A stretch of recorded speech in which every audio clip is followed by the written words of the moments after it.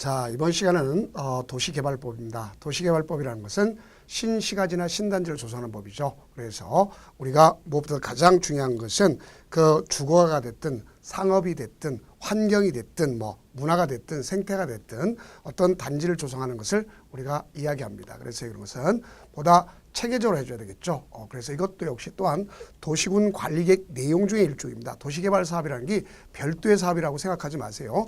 도시군 관리계획 내용 중의 사업이 있다 하는 걸 볼 수 있어요. 그래서 우리가 보면 국토의 계획 및 이용 법률상에 사용하는 용어가 이 법에 특별한 정하는 경우 외에는 그렇죠? 거기에 대해서 이 법을 갖다 사용하도록 되어 있습니다. 그러면 가장 중요한 의미가 이거죠.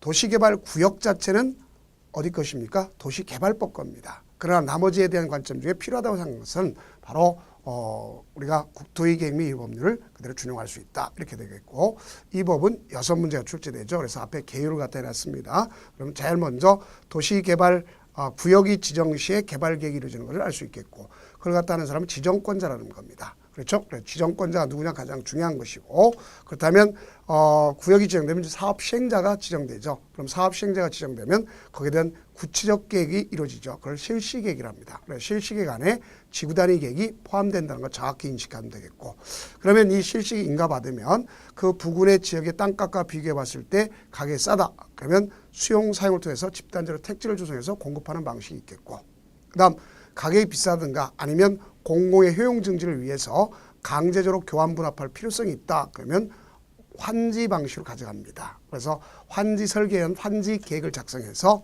거기에서 환지 처분하는 이런 방식이고, 두 가지를 혼용할 수가 있다. 이런 방식입니다. 그래서 지금은 역시 절차법으로서 도시군계획 사업의 일환으로서 진행된다 하는 걸 잊지 마시기 바랍니다. 자, 그렇다면 역시 가장 중요 포인트가 되는 것은 도시개발구역 지정이라고 볼 수 있겠죠. 그래서 그중에 지정권자에 대한 개념을 설명하도록 하겠습니다. 그럼 그 내용 가지고 한번 정리를 해보도록 해봅시다. 자.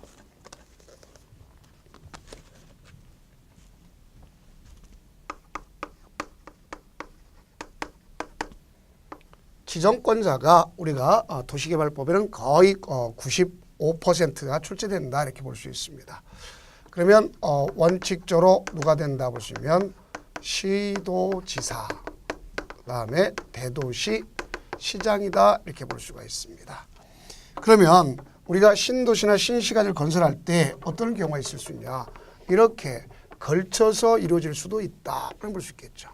그럼 이렇게 걸친 경우에서 물류단지를 조성한다든가 이런 경우를 할 수도 있지 않습니까? 산업단지를 조성한다든가. 그러면 이럴 경우는 협의를 합니다. 양당사장 간에 시도지사, 대도시장 간에 협의를 해. 그래서 협의를 해서 그래서 정하는 겁니다. 소위 지정을 한다. 를 볼 수 있습니다. 결론적으로 보면 할자를 정하는 걸 볼 수 있겠죠. 자, 그래서 이렇게 볼 수 있겠죠. 정해서 지정하는 걸 볼 수 있습니다. 이건 다 캔입니다. 그러면 여기에 예외가 있습니다. 그러면 예외적으로 본다면 누가 있느냐? 국토장관이 있죠. 국토교통부 장관. 그래서 국토교통부 장관은 우리가 국책사업과 같은 것을 이루어진다고 볼 수 있겠죠. 그래서 5가지 경우가 있는데 제가 편의상 중국집 천장에 불났다 이렇게 생각하라고 하는 경우도 있습니다. 그런 것은 연상하라는 얘기지 그것만 가지고 축자고 외우면 안 됩니다. 자, 그러면 우선 제일 먼저 우리가 국가가 필요해서 했다.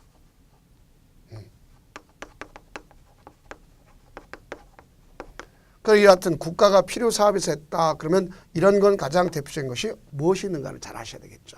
그러면 이렇게 국가가 필요한 사업에서 했다. 그러면 가장 중요 포인트가 되는 것이 바로 여러분들 뭐 혁신도시나 예를 든다면 뭐 혁신도시, 기업도시 이런 것들이 다 국가가 필요해서 했다고 볼 수 있겠죠. 대표적으로 이제 위례 신도시 같은 경우, 동탄 신도시 이런 거. 과거의 정책적으로 보면 제1기, 제2기 이런 신도시들이 다 국가가 필요해서 했다. 그런 것을 아시면 되겠습니다. 그다음 두 번째는 뭐가 있느냐? 중앙행정기관장이 요청했다고 볼 수 있습니다.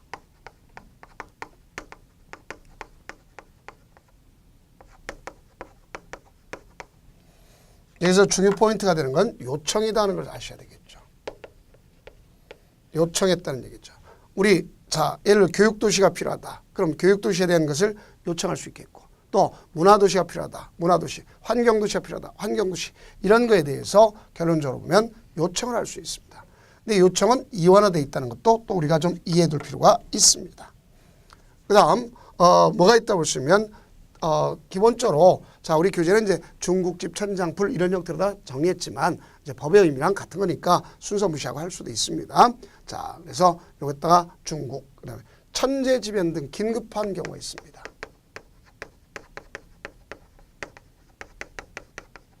그래서 천재지변 긴급한 경우 그 다음에 이제 가장 조심할 게 여기 있죠. 자 우리가 공공기관장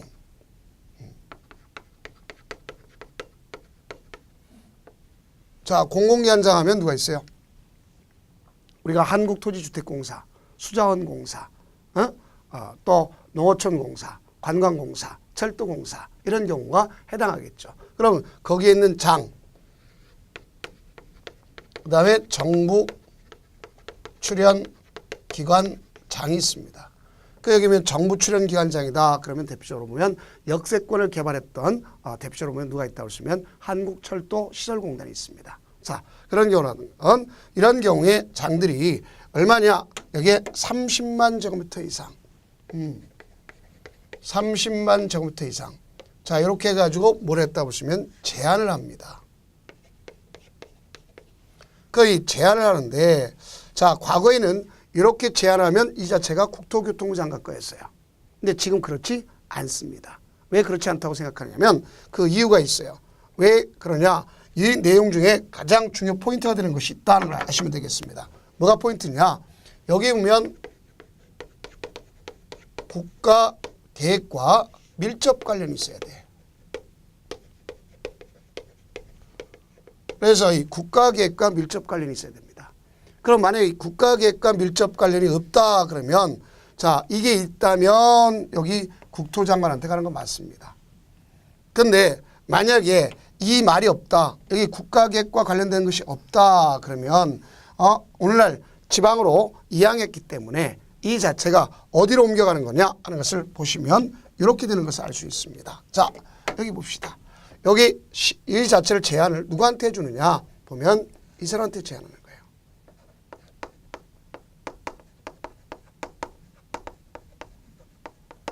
시장, 군수, 구청장한테 제안합니다. 그래서 이 사람들이 제안을 하는 겁니다. 제안을 하게 되면 이 사람은 나중에 가서 누구한테 했냐면 여기 있는 시도사, 이 사람 지정권자니까 걷다가 요청을 해준 거죠. 해주세요 하고 요청을 하는 겁니다.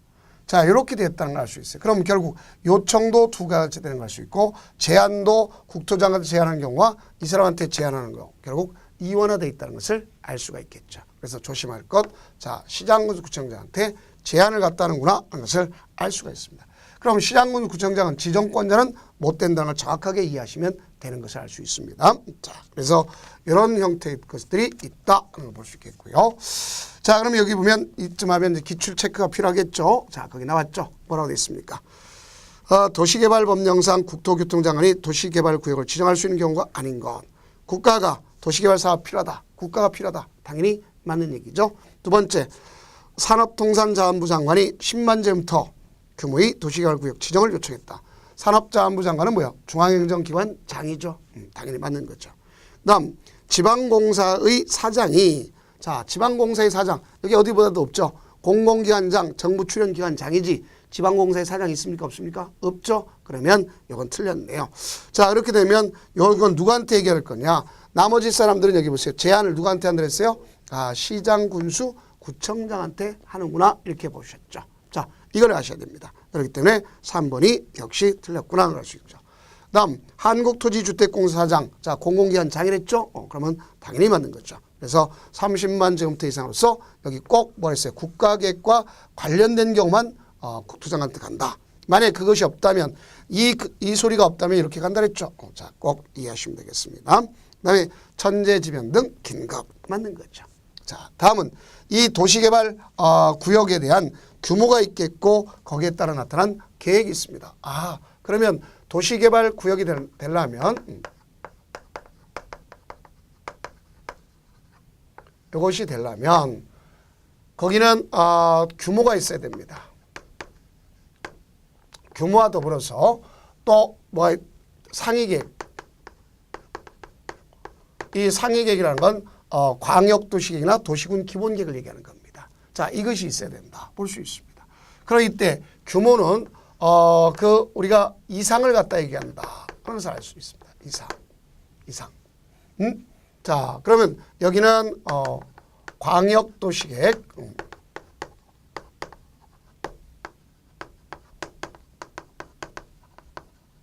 요 계획을 갖다 기점을 하겠죠. 자, 그럼 여기 규모가 얼마냐 하는 것은 도시지역, 우리가 쓸 때는 도시지역도 있겠지만 도시지역 밖도 있다는 걸 잘 이해해야 되겠습니다. 자, 그럼 도시지역 안의 경우는 용도지역이 있겠죠. 주거지역, 상업지역, 공업지역, 녹지지역. 근데 녹지지역에서 안 되는 게 있습니다. 녹지에 주거도 안 되는 건 보전 녹지는 대상이 될 수가 없습니다. 자, 그러면 이걸 제외하고 공업지역은 얼마냐? 3만 제곱미터 이상입니다. 그럼 나머지는 얼마냐? 자, 이 주거지역, 상업지역, 녹지지역 중에 보전 녹지만 빼놓고는 얼마냐? 1만 제곱미터 이상이면 되는 겁니다. 그러면 도시지역 밖의 경우는 얼마냐? 원칙이 30만 제곱미터 이상. 예전에는 그 척관법을 썼기 때문에 33만이라는 적이 있었습니다. 그러나 이제 30만으로 통일해버렸고요. 그 다음에 예외적으로 거기 아파트나 연립주택을 건설하겠다. 또 거기에는 4차로 이상 도로가 있다. 학교용지가 있다. 그러면 결국 10만 제곱미터 이상이면 된다 하는 걸 볼 수 있습니다. 그래서 여기 규모를 갖다 맞추면 되는데 이 규모를 맞았다고 되는 것이 아니라 여기 있는 난개발 방지를 위해서 상위계획이 존재하는 것을 가져가야 되겠습니다. 그러면 우리가 대개 주거지역, 상업지역, 공업지역이다 그러면 여기는 이미 시가화라는 건 결국 개발이라는 뜻이잖아요. 그럼 이 개발 용도가 되다 보니까 여기는 이 상위계획이 수립됐냐 안 됐냐 따질 것 없이 이 규모만 맞으면 규모만 이상이면 할 수가 있게끔 되는 겁니다. 여기는요. 그래서 수립 여부, 얘가 수립됐다 안 했다 상관없습니다. 수립과 무관하다. 그러니까 광역도시에 수립됐든 도시군 기본이 수립됐든 안 됐든 규모만 맞으면 무조건 지정할 수 있다는 얘기입니다. 그러나 여기 있는 그 중에서 녹지지역이라든가 이쪽은 난개발이 가장 큰 문제점이잖아. 그렇죠? 그래서 난개발 방지를 위해서 일단은 계획부터 수립하는 겁니다. 계획이 수립돼야 돼.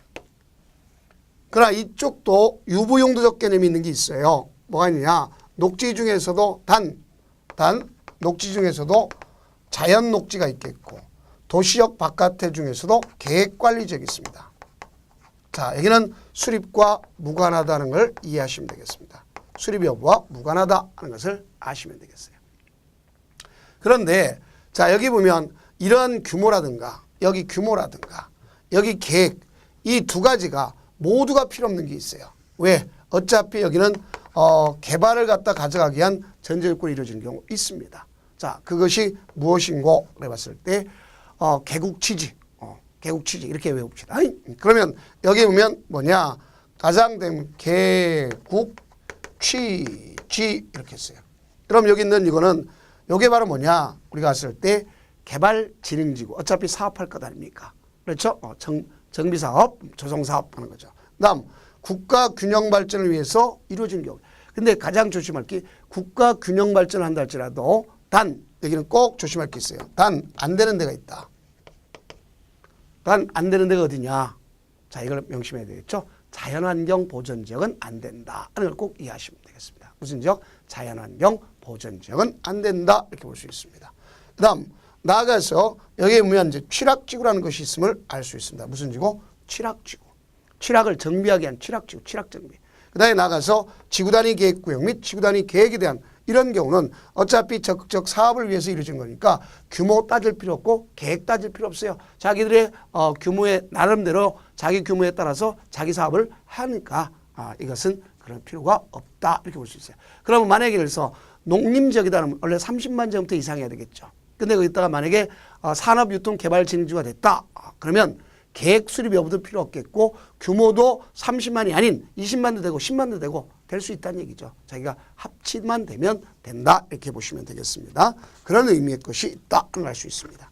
그래서 그걸 갖다 배제란 말 썼던 것을 알 수 있겠죠. 자, 그러면 이쯤 하면 이제 지정이라고 하는 것도 있겠고, 지정할 때 요청도 있고 제한도 있다는 걸 배웠지 않습니까? 그죠? 자, 그러면 그 내용에 대한 의미를 한번 보시면 되겠죠. 자, 그 4번에 보면 지정 제한과 요청이 있다 이렇게 돼 있지 않습니까? 그럼 우리는 이 지정 제한과 요청이라고 했을 때 이들의 관계는 어떻게 정리를 해줘야 될 것인가 하는 걸 봐줘야 되겠죠. 그러면 우선 지정과 하는데 제한이 있고 요청이 있다 그랬습니다. 자, 이원화돼 있어요. 이원화되어 있는 건 굳이 다시 얘기할 필요는 없겠죠. 앞에서 국토장관한테 요청하는 경우도 있고 시장군수구청장한테 요청하는 경우도 있다. 그러면 틀렸죠. 시장군수구청장이 시수한테 요청하는 경우가 있습니다. 알겠죠? 그럼 제한은 국토장관에 제한하는 경우 있고 자 시장군수구청장에 제한하는 경우가 있습니다. 그래서 그렇게 되면 이 중에 가장 중요한 것은 다른 것 때문에 가져갈 것이 아니라 바로 누가 있다고 쓰면 여기 시행자 중에 일원화시켜서 시행자가 있는데 시행자 중에서 제한을 합니다. 누구한테? 국토장관 말고 시장군수 구청장한테 제한을 한다. 그러니까 이때 이 시장군수 구청장한테 제한을 하는데 제한 자체를 처음부터 할 필요가 없는 애가 있습니다. 왜? 얘보다 상위 조직 있죠. 상위 조직이 누가 있습니까? 국가가 있겠죠. 또 지방자치단체가 있잖아요. 국가는 국토장관이 직접 지정하면 되겠죠. 그다음에 지방자치단체는 가서 시도지사, 대도시장이 직접 지정하면 되겠죠. 그러면 제한할 필요가 없습니다. 그다음에 이제 가장 조심할 것이 누구냐? 여기에 조합이구나 알 수 있어요. 조합은 제가 주석을 달아놨습니다. 조합이라고 하는 경우는 도시개발구역이 지정돼야 거기에 있는 토지 소유가 모여서 조합이 되는 거지 않습니까? 그러나 미리 한다면 소위 조합을 만들 수 있겠지만 부실화 우려 때문에 조합을 미리 법에서 차단시켰다고 생각하시면 됩니다. 그래서 이 세 가지 경우는 제한할 수가 없도록 이렇게 되어 있습니다. 자, 그러면 이때 이 제한을 하면서 가져가게 되면 여기 있는 이 시장군수구청장은 요청을 하겠죠. 누구한테? 지정권자인 시도지사한테. 대도시장은 할 필요가 없겠죠. 그러면 여기 보면 이 요청할 때 이 사람 요청하기 전에 가서 도시계획기관에 자문을 할 수 있는 거죠. 자문을 해야 하는 게 할 수 있다 이렇게 보시면 되겠습니다. 자, 그러면 이 중에 제안할 때 이 사람 중에서 제안하는 사람들이 이 사람을 제외하고 이 사람을 제외한 나머지 누가 있느냐? 공공기관이 있겠고 그 다음 민간기관이 있지 않습니까? 그 우리가 여기 공공기관과 민간기관인데 공공 필요 없지만 민간은 자 조합을 제한 민간은 일정한 동의 요건을 갖춰야 된다는 걸 이해하시면 되겠죠. 무슨 요건? 동의 요건을 갖춰야 되는구나 하는 걸 알 수 있습니다. 그 이 동의 요건은 우리가 주어졌을 때 기본적으로 얼마가 될 것이냐 아셔야죠. 그래서 토지 면적의 3분의 2 이상 토지 면적 3분의 2 이상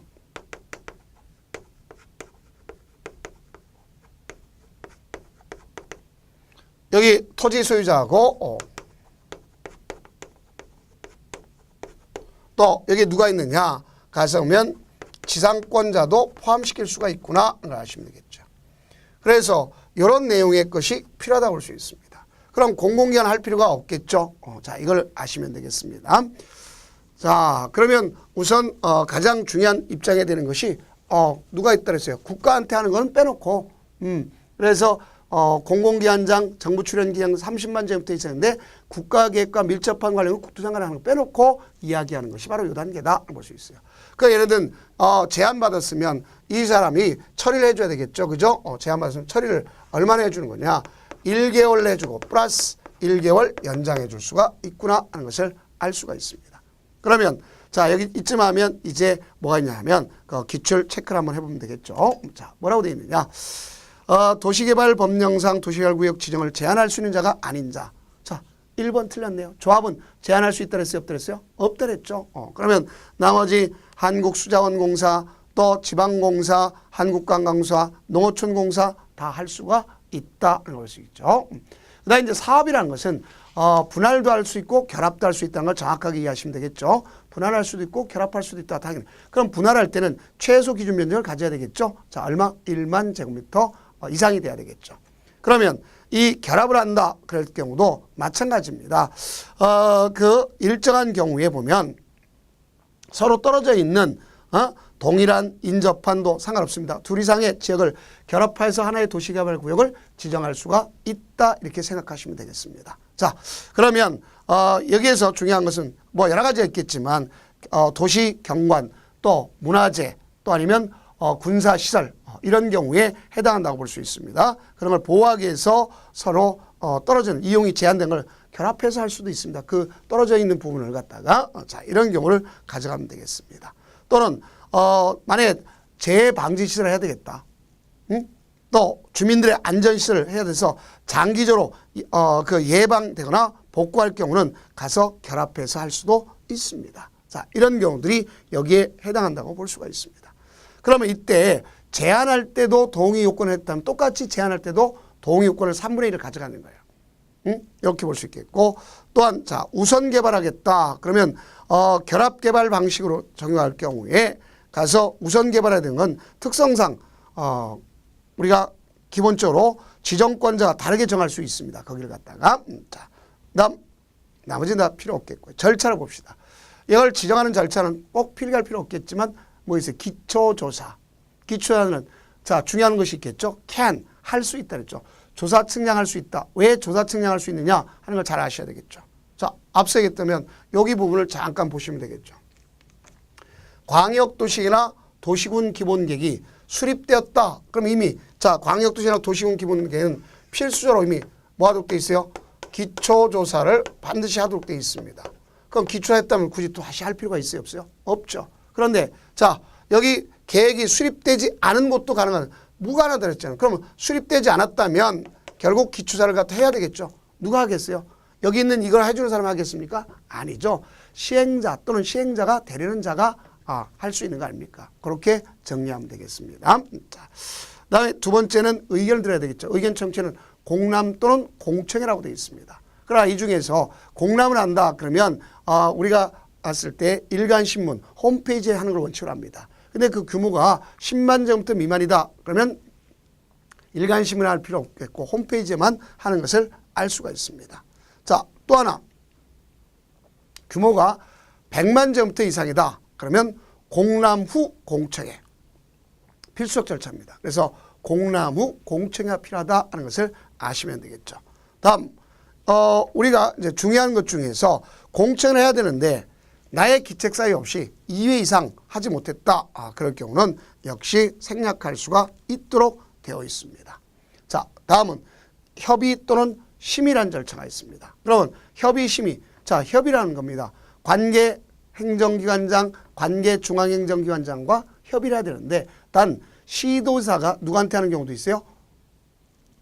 국토교통부 장관하고 하는 경우 있어요. 그럼 왜 국토교통부가 해야 되느냐? 그 이유가 국가계획과 관련됐다든가 아니면 규모가 우리가 봤을 때 100만 제곱미터 이상이다. 그러면 국토장관과 협의입니다. 그럼 시험 문제는 승인이라고 나올 거예요. 왜 승인이 나오냐? 과거에는 이행하기 전까지는 승인받도록 돼 있어요. 너 규모 크지? 나한테 승인받아. 이렇게 했었습니다. 근데 지금은 그렇지 않다는 것을 여러분들 인식하면 이게 어떻게 정리되는지를 정확하게 이해할 수 있지 않습니까?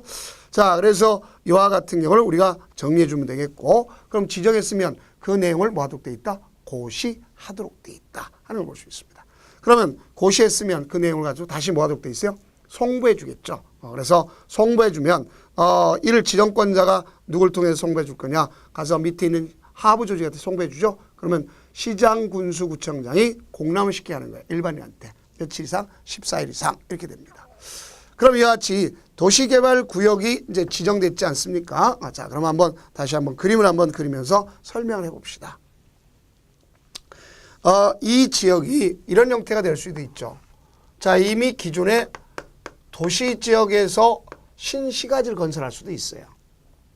그러나 용도가 자 여기가 만약에서 관리지역일 수도 있겠고 그냥 편의상 자연환경 보전 집어넣지 맙시다. 왜냐하면 또 논란의 대상이 되니까. 그러면 여기가 농림지역이 있을 수 있지 않습니까? 그럼 여기 만약에 이 관리지역 안에 지구단위 계획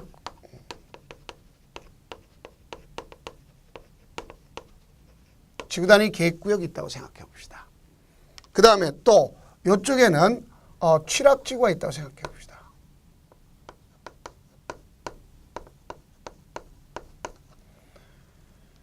여기는 이미 도시적 바깥에서 개발을 위한 거고 여기도 취락을 정비하기 위한 곳이었잖아요. 그죠? 그런데 여기 전체를 갖다가 이렇게 하면서 신도시, 신시가지를 건설했다고 생각해 봅시다. 그 여기는 당연히 도시역이라는 건 당연히 알고 있겠죠. 그러나 지금 여기 있는 이 지역은 제가 지금 빗금친 이 지역은 당연히 무슨 지역이 되겠죠? 도시지역으로 의제가 되겠지. 그렇죠? 의제. 도시에 의제됩니다. 그럼 도시역이 됐으면 개발이 돼야 될 거 아닙니까? 그러면 지구단위 계획구역, 지구단위 계획구역이 의제되는 게 원칙이지만 자 여기는 이미 지구단위 계획구역이지 않습니까? 그렇죠? 이미 지구단위 계획구역이 됐기 때문에 의제될 일이 있어요? 없어요? 없죠. 여기는. 의제될 일이 없죠. 다음 취락지구도 역시 마찬가지로 의제될 일이 없습니다. 그러니까 이걸 조심하면 됩니다. 자 그럼 이렇게 하면 여기는 이렇게 되는 것을 알 수 있고 여기에 맞는 이 지역도면은 사업시행기한 또한 작성하면 되는 것을 알 수가 있겠죠. 자 그러면 이제 여기는 이 지역은 사업이잖아요. 그죠? 이 도시개발구역이라는 건 이 지역이라는 건 도시개발사업 소위 도시개발사업 소위 도시군 계획 사업이잖아요. 이걸 시행을 위한 거니까 이게 공적 사업이잖아요. 그래서 이 공적 사업을 위해서 사적 개발 원칙적으로 개발 행위는 해야 됩니까? 하지 말아야 되겠습니까? 하지 말아야 되겠죠. 그래서 개발 행위 자체가 일단은 금지돼야 되겠죠. 몇 가지. 우리가 국토계획법에 있는 국토계획법상에는 5가지. 자, 그것뿐만 아니라 플러스 왜? 국토계획법 5가지 뭐죠? 건축물의 건축, 공작물의 설치, 토지 형질 변경, 토속 채취, 토지 분할, 물건을 쌓아놓는 행위다. 이런 걸 볼 수 있겠죠. 그래서 이런 경우는 결론적으로 금지가 됩니다. 그것뿐만 아니라 여기에 중목의 벌채식체.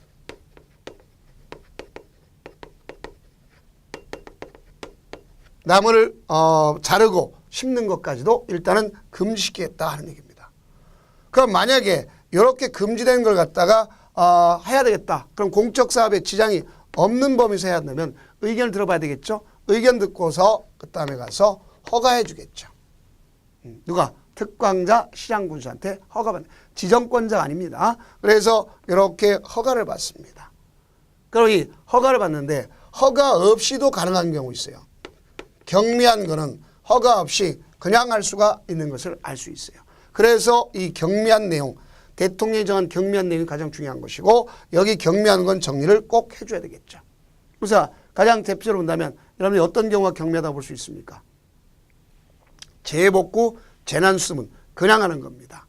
아셨죠? 그래서 재해복구, 재난수 그냥 하는 거죠. 자, 그거 꼭 아셔야 되겠고 또 두 번째는 농림수산물에 이용하기 위한 간이 공작물의 설치 같은 거. 우리가 퇴비사라든가 잠실이라든가 이런 걸 설치하겠다. 그냥 합니다. 네, 경작을 위한 경우는 그냥 하는 건 볼 수 있겠죠. 또 자연환경을 훼손하지 않는 범위 내에서 토속 채취를 하겠다. 또 기존에 존치하는 대상 지역에서 물건을 쌓아놓는 행위는 그냥 할 수 있습니다.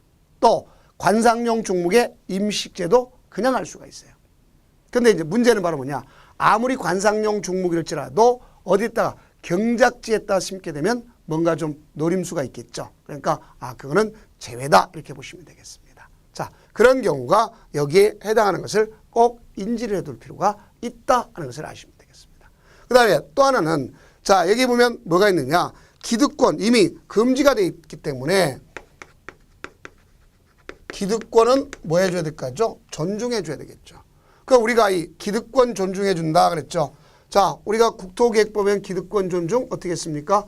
그냥 하는 것이 원칙이지만 용도 지역 지구가 지정되면 다만 수시는 3개월 내에 신고한다고 돼 있죠. 그렇죠? 그럼 여기 기득권 존중 존중해 준다 돼 있습니다. 근데 여기는 기득권 존중하더라도 이미 되었기 때문에 사업의 지장을 초래하지 않기 때문에 30일 내에 가서 신고해 줘야 기득권이 존중된다는 걸 알 수가 있습니다. 기득권 존중. 자, 이렇게 되겠죠. 바로 요 내용 자체가 바로 행위 제한에서 가장 중추적 역할을 하는 것이구나 하는 것을 아시면 되겠죠. 그래서 그러한 내용 자체가 여러분들 교재에도 역시 마찬가지로 언급이 되어 있다는 것을 알 수 있겠죠. 그래서 여러분 교재 그 7번에 보면 바로 도시개발구역의 지정 효과 되어 있지 않습니까? 자, 이쯤 하면 이제 문제를 갖다 풀어볼 필요가 있겠죠. 기출 체크. 자, 그러면 도시개발법령상 도시개발구역 안에 특광 시장 군수의 허가를 받아야 하는 행위는 그렇습니다. 자, 그러나 가로 열고 국토의 계획 법령상 개발행 허가 대상이 아닌, 거기서 개발행 허가 받았다면 받을 필요 없지 않습니까? 그래서 여기서 받았으면 받은 거로 봐야 되겠죠. 그러면 농림수산물의 생산에 직접 이용되는 것으로 비닐하우스 설치. 자, 그냥 한다고 했죠? 어디에 속한다고 했어요? 경미한 거 분명히 하시면 되겠죠. 네, 두 번째 경작을 위한 투쟁을 그냥 할 수 있더랬죠. 네, 세 번째 도시개발구역의 개발에 지장을 주지 아니한 자연경관 손상하지 아니한 범위 내에서 토속 채취 그냥 할 수 있죠. 그 다음 나아가서 도시개발구역 안에 존치하기로 결정된 대지 안에 물건을 쌓아놓은 행위도 그냥 하는 것을 볼 수 있겠죠. 그 다음 토속 채취 어떻게 합니까? 이건 받아야 되겠죠. 허가 받아야 되겠죠. 자, 이래서 정답이 되는 겁니다. 자, 다음은 이제 도시개발구역이 지정됐다가 뭐가 될 수도 있어요. 해제될 수 있죠. 자, 해제되는 경우를 이렇게 한번 우리가 나름대로 정리를 한번 해보자는 얘기입니다. 그래서 이 도시개발구역 자체가 지정됐다가 해제되면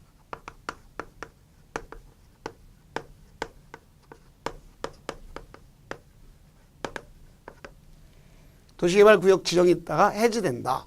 그러면 해제되는 경우는 어느 때 해제냐? 사유는 이 사유 자체가 원래 4가지가 있습니다. 크게 보면 2가지가 되는 거예요. 4가지 사유가 있지만 왜 2가지로 했느냐? 그거는 공사 완료 여부 때문에 그런 겁니다. 공사 완료 여부. 자, 그럼 결론적으로 공사 완료 여부라는 것은 무엇을 이야기하는 거냐? 원상회복 할 거냐 안 할 거냐 이것 때문에 그런 겁니다.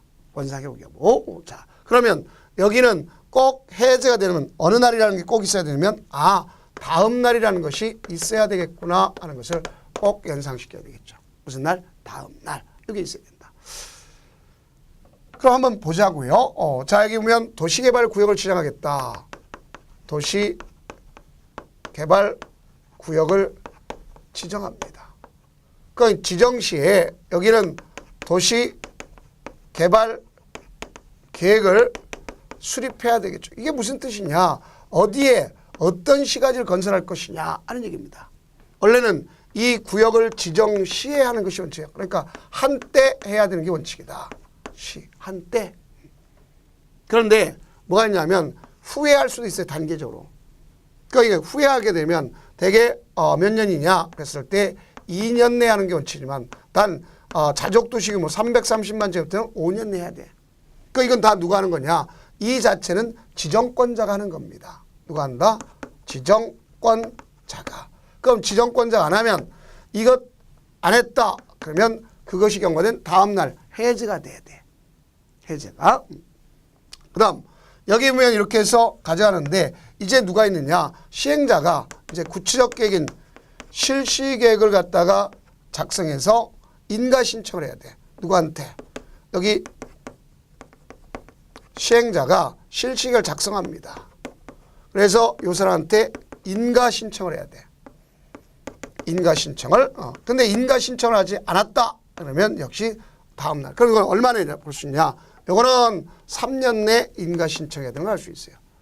그래서 구역 지정해서 직접 할 수도 있고 왜 없을 할 수도 있으니까 단계적으로 했으면 이거 다음에 이거 이렇게 될 수도 있지 않습니까? 그래서 이렇게 하시면 되겠고요. 그러면 이렇게 해서 인가를 받으면 자 이제 인가 받았습니다. 그럼 여기에서 인가를 받았으면 자 지정권자한테 인가 받았으면 이제 사업을 갖다가 시행하겠죠. 자, 이 사업 시행은 부근의 지가에 따라 달라집니다. 부근의 지가가 싸면 수용 방식을 합니다. 지가가 비싸면 환지 방식을 합니다. 그럼 여기 수용 방식이 있고 환지 방식이 있는데 우리가 중요한 역할을 하는 건 이걸 볼 수 있겠죠. 자, 그러면 기본적으로 이 수용이다, 환지다 그랬을 때 가장 중요한 포인트가 되는 게 이거 아닙니까? 자, 일단은 이런 형태로 볼 수 있어요. 수용이라는 것은 가격이 싸죠. 그렇죠? 그래서 집단적으로 택지를 조성해서 공급하는 거죠. 그러면 가서 공사 끝났다고 공사 완료 공고를 합니다. 그러니까 이 공사 완료 공고일 어느 날, 다음 날 역시 도시개발구역은 해제가 되겠지. 해제 끝나는 겁니까? 그 다음에 환지했다 그러면 여기는 환지 처분 공고 역시 어느 날 다음 날 해제되겠죠. 그럼 제가 이렇게 굳이 쫙 쓰는 이유는 바로 여기 있지 않습니까? 이 시행을 됐느냐 안 됐느냐, 시행을 전으로 기점으로 해서 달라지겠지. 왜? 여기는 말 그대로 사상효과 그림만 그리다 말했잖아요. 사업이 진행되지 않았죠. 그러면 가서 환원 문제가 생기고 환원이 되면 결국 기득권 존중 문제가 생기지 않습니까? 그래서 환원 문제가 생기고 기득권 존중 문제가 생긴다. 이렇게 볼 수 있습니다. 그 다음 여기 있는 이쪽에 있는 것은 자 여기 있는 개념이 있는 것은 자 이미 공사 끝났어. 공사 끝났기 때문에 환원 문제 생깁니까? 안 생깁니까? 안 생기죠. 기득권 존중이 생길 일이 없죠. 자 이게 여기 가장 핵심 포인트다. 를 볼 수 있습니다. 자 그렇게 가져가야 되겠죠. 그래서 공사가 완료됐냐 안 됐냐가 가장 중요한 포인트다 하는 것을 여기서 꼭 인지를 해 두셔야 됩니다. 그래서 그럼 시험 잘 때 이렇게 나올 수 있겠죠. 자 도시개발구역이 환원되면 종래의 용도대로 환원된다. 천만에. 공사가 완료된지 안 되는지 정확하게 인지를 해줘야 돼요. 이게 가장 문제 풀 때 핵심이구나 하는 것을 아실 수 있습니다. 자 그렇다면 이제 개발계획이라고 할 수 있는 청사진에 대한 내용을 갖다가 우리가 인지해서 나갈 필요가 있습니다. 그러면 요 청사진에 대한 의미를 갖다가 정리할 때요 한번 보도록 해봅시다. 그러면 이걸 갖다가 뭐라고 쓰면 개발계획이라고 합니다. 청사진을 우리가 편하게 청사진을 제가 표현했습니다. 왜? 인구 얼마에 무슨 도시 하겠다 하는 것이 바로 뭐라고 볼 수 있어요? 청사진이라고 볼 수가 있습니다. 그래서 그런 뜻으로서 인지하면 되겠습니다. 자, 그럼 이걸 갖다 우리가 개발계획 그랬죠.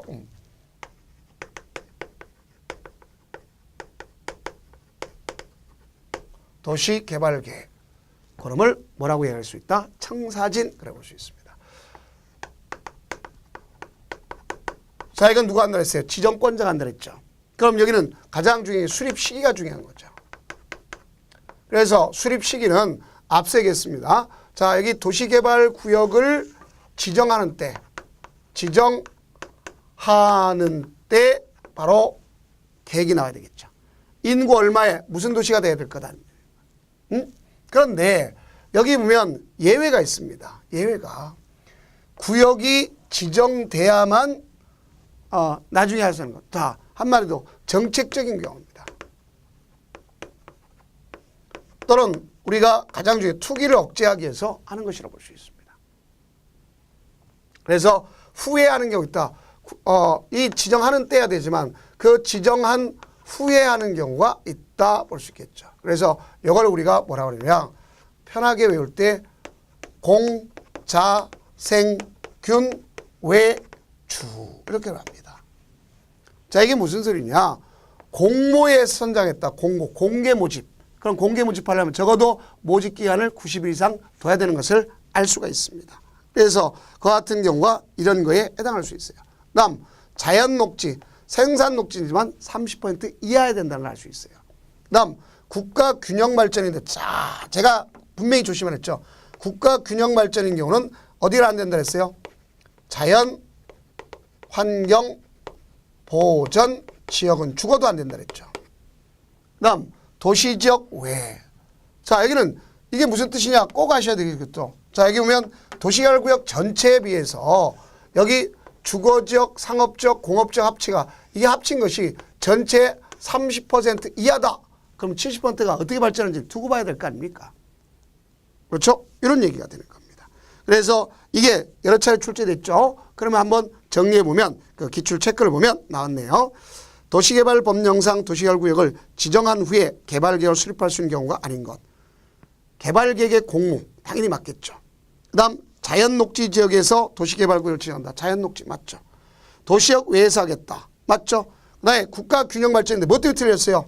자 상업적이 아니라 자, 당연히 되겠죠. 사업적에서는. 그러나 어떤 경우가 안 된다 그랬어요? 자연환경 문제는 안 되겠죠? 당연히 맞는 얘기죠.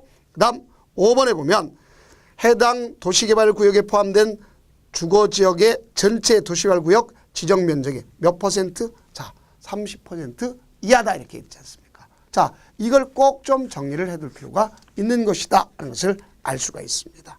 그러면 이와 같이 그 수립 시기가 공모에 의한 경우도 있고 이렇게 단계적으로 가는 경우도 있다고 했습니다. 자, 그러면 이때 이제 그 뒤에 있는 동의자수를 갖다 한번 보도록 해봅시다. 전부한요. 자, 보세요. 우리가 수용 방식과 환지 방식이 있는데 수용 방식한테 주민들한테 물어보고 내쫓습니까? 생각해 보세요, 여러분들. 그건 아니죠. 그러니까 원주민이 살고 있으면 원주민한테 여기 무슨 도시가 됐으면 좋겠습니까? 물어봐야 되겠죠. 그래서 전부한지 방식을 할 경우에 주민들한테 물어볼 수 있어요. 면적의 3분의 2, 총수의 2분의 1. 이때 면적 산정할 때는 국공유지도 포함시키는 겁니다. 그러나 사유지부터 동의를 얻고 나머지 국공유지를 부족할 경우에 포함시키는 것이다 하는 것도 여러분들이 인식해 주면 되는 것을 알 수가 있습니다. 그 다음 개발계획의 내용이 있습니다. 그 개발계획 내용이 보게 되면 원래 여러 가지가 있습니다. 그래서 그걸 다 외우지 마시고 그중에 중요한 부분이 있죠. 구역 지정 후 포함되는 내용을 정확히 인식하면 되겠습니다. 그래서 제가 갖다가 뭘 해놨습니까? 별표 표시를 했죠. 163페이지에다. 그래서 도시개발구역 지정 후에 개발계획 포함시킨다. 그래서 이걸 갖다 외울 때 편하게 외우라고 순서로 했어요. 임단은 빡세게 한다. 자, 임금 협상 빡세게 하죠. 안 되면 이것까지 하잖아요. 그러니까 결국 임대주택 건설계획 등 세입자 주거 안정 대책. 구역이 지정돼야 거기 세입자가 몇 명 사는지 알 수 있고 그들의 대책을 할 수 있지 않습니까? 그다음 순환 개발하게 되면 단계별 해야 되겠죠. 그럼 구역이 지정돼야 면적이 얼마였더라. 예를 들어 1,300만 그러면 예를 들어 고덕신도가 1,300만이랍니다. 하루아침에 할 수 있어요 없어요? 없죠. 단계를 추진해야 되겠죠. 그래서 임단은 도시개발구역과 기존에 있는 도시를 연결을 시켜야 되겠죠. 연결시키는 뭐예요? 기반시설 설치해야 되겠죠. 바깥에 기반시설 설치 비용 부담계획. 도시개발구역이 지정돼야 세부 목록이 나올 거 아닙니까? 누구 땅은 들어가고 누구 땅은 들어가지 않는다는 게 나오겠죠. 이런 걸 갖다 조심해야 되겠죠. 그래서 이런 거고 그 안에 들어가지 않는 건 지구단위 계획은 들어가지 않는다는 걸 아셔야 되겠죠. 그러면 이쯤 하면 역시 아셔야 되겠네요. 기출 체크가 있겠죠. 자, 도시개발법령상 도시개발구역 지정 후 개발계획에 포함시킬 수 있는 사항은 그랬습니다. 자, 임단은 빡세게 이걸 딱 찾으면 되겠죠. 그럼 딱 눈에 나오네요. 도시개발구역 밖에 지역에 기반시설을 설치하는 경우 그 시설에 설치에 필요한 비용 부담 계획 되겠죠. 그 다음 여기 계획은 개발계획은 청사진이죠. 상위계획인 뭐가 있어야 돼요? 광역도시의 도시군 기본계획에 부합돼야 된다는 걸 알 수 있고 기준은 국토장관이 정합니다. 자, 여기에 자족도시 규모가 있겠죠. 자족. 스스로 뭘 할 수 있어요. 거기서 주거, 생산, 교육, 유통, 위락 기능을 담당하는 걸 자족도시라 했죠. 330만 이 정도 됩니다. 그러면 이쯤 하면 마지막 정리하고 이제 끝내도록 하겠습니다. 기출 체크. 도시개발법령상 도시개발구역 지정과 개발계획에 관한 설명 틀린 것 그랬습니다. 1번 지정권자는 도시개발 사업을 효율적으로 추진 위하여 필요하다고 인정하는 떨어진 경우도 결합해서 할 수 있지 않습니까? 그렇죠? 그래서 하나로 할 수 있겠고. 다음 2번 도시개발구역을 둘 이상의 사업구에 분할하는 경우 분할 후 사업 지구의 면적은 1만 제곱미터 이상 각각 돼야 되겠죠. 다음 세입자의 주거안정대책에 관한 사항은 도시개발구역 지정 후에 개발계획 내용에 포함시킬 수 있다. 맞죠? 임단은 빡세게. 다음 지정권자는 도시개발 사업 환지 방식의 시행 개발계획 수립하는 시행자가 지방자치. 자, 아무리 해도 국가 지방자치는 동의 얻는 것이 없습니다. 알겠죠? 그래서 여담사가 깡패라고 우스갯소리 얘기했지 않습니까? 꼭 나쁜 뜻으로 받아들이지 말고 그렇게 우리 수험생을 위한 표현이지 나쁜 뜻 표현이 아닙니다. 정확히 하세요. 그래서 4번이 틀렸네요. 다음 도시군 기본계획이 수립되어 있는 지역에 대해서 개발계획 수립하면 방위 상위계획에 맞도록 해야 되겠죠. 자, 이렇게 됩니다. 그러면 이렇게 돼서 정답은 4번이고 자, 이제 다음 강좌는 시행자 또 실시계획 시행 방식에 대해서 나가도록 하겠습니다.